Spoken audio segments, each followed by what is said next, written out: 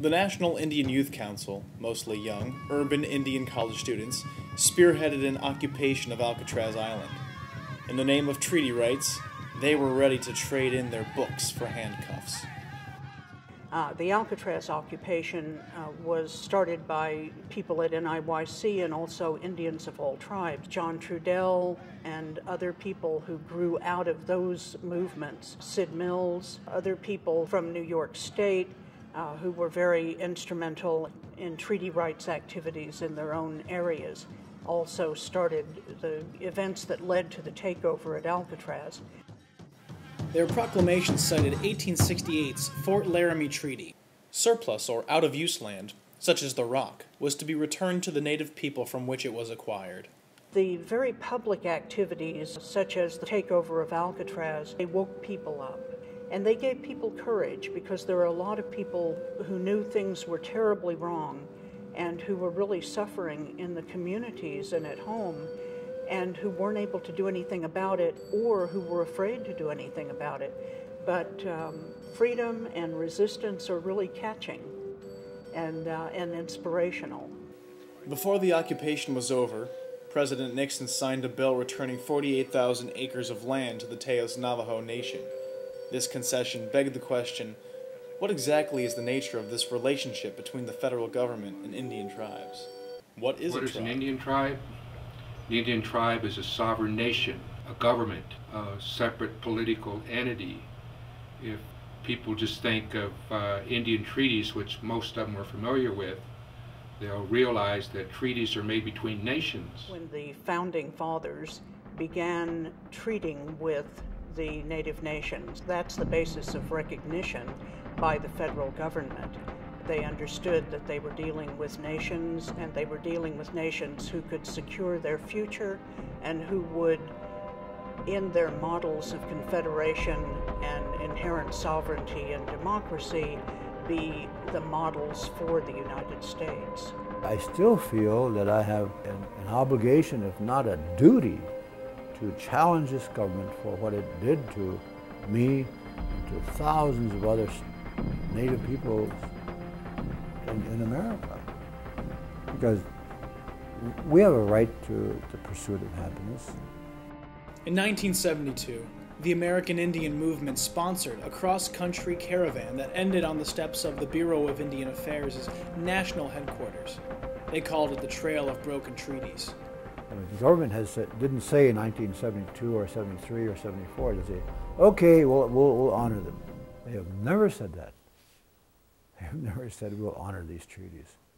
We saw how African Americans had used the NAACP Legal Defense Fund to bring their cases forward. We needed to have an organization like the Native American Rights Fund. We felt like if we took those treaty rights to court, that we could have them upheld by the courts too, and that would help our people.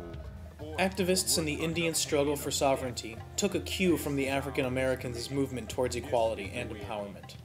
The African American civil rights struggle, the Native American human rights and treaty rights struggle, all of these struggles are the same struggle. There was a woman in the women's rights movement in California. She used to say, in order to have a movement, people have to move, and I support anything that's off its ass. In the civics class, there was mentions, but there was no emphasis on the right to dissent, and I think that's what was missing. We had rights.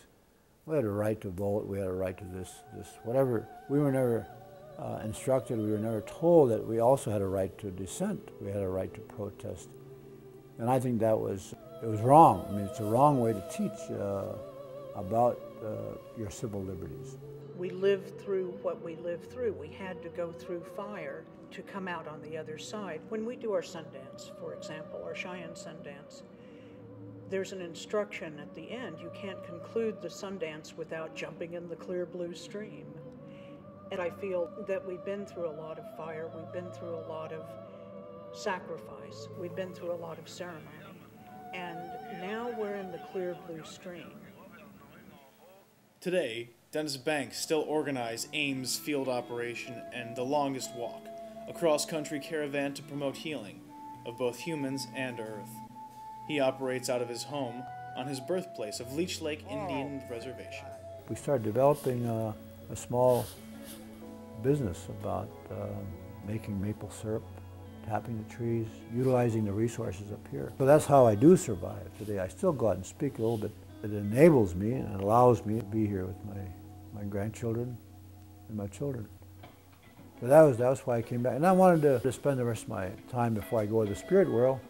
I wanted to spend it right where I was born, like going full circle, so to speak.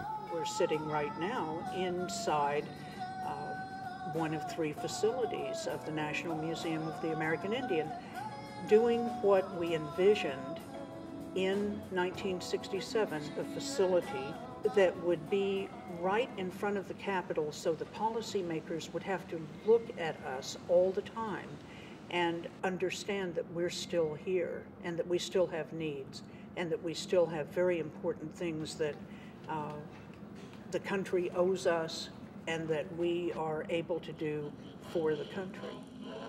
Over the course of one turbulent decade, Native Americans channeled centuries of hurt and disappointment into public acts of resistance. Brave warriors such as Dennis Banks operated buffer zones, while the likes of John Echohawk and Susan Harjo fought and won federal courtroom battles and the media spotlight. Poverty and discrimination are still too common in our nation's indigenous communities, yet Native activists optimistically move forward. Armed with the lessons of our generation's heyday, they continue to open the doors and windows of change.